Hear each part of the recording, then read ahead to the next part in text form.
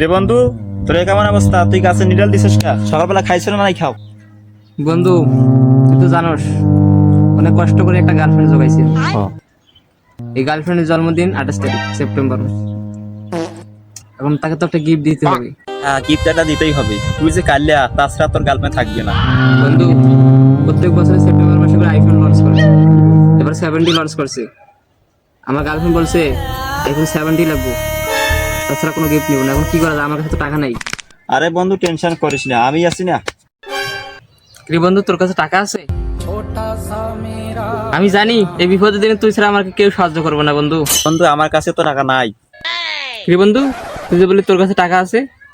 আমার কাছে টাকা নাই, কিন্তু আমি তোর একটা বুদ্ধি দিতে পারি। কি বুদ্ধি বন্ধু, তাড়াতাড়ি বল।